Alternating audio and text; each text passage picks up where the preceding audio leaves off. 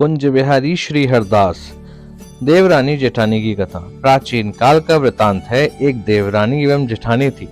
उनके पति सगे भाई थे। यद्यपि दोनों भाई एक ही परिवार से थे, तथापि बड़ा भाई अत्यंत धनवान एवं छोटा भाई अत्यंत निर्धन था।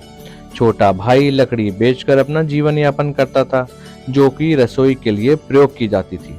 छोटे भाई की पत्नी भगवान गणेश की परम भक्त थी तथा प्रत्येक संकष्टी चतुर्थी व्रत का पालन करती थी। अपने कुटुंब का पालन पोषण करने हेतु वह बड़ी भाभी के घर में कार्य भी करती थी। एक समय की बात है, सकट चौथ के दिन देवरानी के पास पकाने को कुछ भी नहीं था।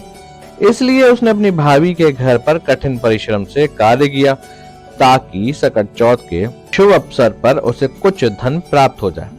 परंतु जेठानी ने पूजा के दिन पारिश्रमिक देने से मना कर दिया तथा कहा कि पूजा के अगले दिन ही देवरानी को पारिश्रमिक देगी।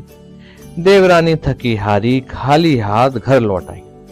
इस अन्याय से भगवान गणेश जेठानी भाभी पर कुपित हो गए। संध्या काल में जब देवरानी का पति काम से लौटा तो पत्नी भोजन परोसने में असमर्थ थी। पति भी क्रोधित था, क्योंकि सकट चौथ के दिन किसी ने भी लकड़ियां क्रय नहीं की थी।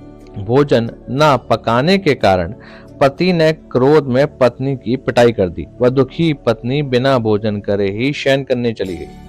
रात्रि के समय भगवान गणेश स्वयं उसके घर आए। जब उन्होंने द्वार खोलने को कहा तो उसे प्रतीत हुआ कि यह स्वप्न है। देवरानी ने कहा, हमारे घर में ताले लगाने ऐसा कुछ है ही नहीं, सभी द्वार खुले हैं, आप आ जाइए। भगवान गणेश ने घर में प्रवेश किया तथा देवरानी से भोजन मांगा। देवरानी ने कहा, सुबह बथुआ पकाया था, वही चूल्हे पर रखा है, आप ग्रहण कर लीजिए। गणेश जी ने बथुआ का सेवन करने के उपरांत कहा कि वह शौच करना चाहते हैं। देवरानी ने उत्तर दिया, घर के 5 स्थान अर्थात 4 कोने एवं द्वार आपके लिए खुले हैं। तदुपरांत भगवान गणेश ने पहुंचने के लिए कुछ मांगा।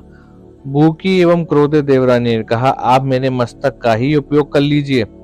अगले दिन जब वह देवरानी उठी तो देखा कि उसका माथा, घर के 4 कोने तथा प्रवेश द्वार आदि सभी स्थान बहुमूल्य हीरे, स्वर्ण तथा आभूषणों आदि से भरे हुए हैं। तब उसे बोध हुआ कि यह सपना नहीं था, वास्तव में भगवान। तदुपरांत वह इस अथाह धन को तौलने हेतु अपनी भाभी के घर तराजू मांगने गई। बड़ी भाभी ने तराजू के नीचे गोंद लगा दी थी। जब जेठानी ने तराजू लौटाया तो उस पर कुछ आभूषण चिपक गए थे, जिससे जेठानी को सत्य ज्ञात हो गया। जेठानी के बारंबार विनती करने पर देवरानी ने अपने घर पर गणेश जी के आगमन का संपूर्ण प्रकरण जेठानी को समक्ष वर्णित कर दिया। तत्पश्चात देवरानी की भांति ही धन संपदा प्राप्त करने हेतु जेठानी ने देवरानी के घर में काम करना आरंभ कर दिया। अगले वर्ष जेठानी ने भी वही प्रक्रिया दोहराई जो देवरानी ने की थी। यहाँ तक कि सकट चौथ के दिन जेठानी ने पति से स्वयं की पिटाई भी करवाई, ताकि वैसा ही फल प्राप्त हो सके जैसा देवरानी को हुआ था। सब कुछ योजना के अनुसार हुआ, किंतु धन संपदा के स्थान पर संपूर्ण घर में मल एवं दुर्गंध फैल गई थी। जेठानी द्वारा नाना प्रकार से स्वच्छ करने पर भी वह मल नहीं हट रहा था। पंडितों ने सलाह दी कि यदि जेठानी अपनी संपत्ति को देवरानी के साथ समान भाग में बांट ले तो गणेश जी के श्राप का शमन हो सकता है।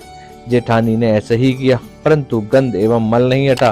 तदंतर यह ज्ञात हुआ कि जेठानी ने एक हार देवरानी से साझा नहीं किया था। जेठानी द्वारा हार देने के उपरांत भगवान गणेश का श्राप पूर्णतः समाप्त हो गया। इस कथा का श्रवण करने के उपरांत भक्तगण देवरानी की भांति कृपा व आशीर्वाद प्राप्त करने हेतु भगवान गणेश से प्रार्थना करते हैं। ऐसे ही दिव्य कथा सुनने के लिए वीडियो को लाइक करें, चैनल को सब्सक्राइब करें, बेल आइकन दबाएं और कमेंट करें। जय श्री गणेश।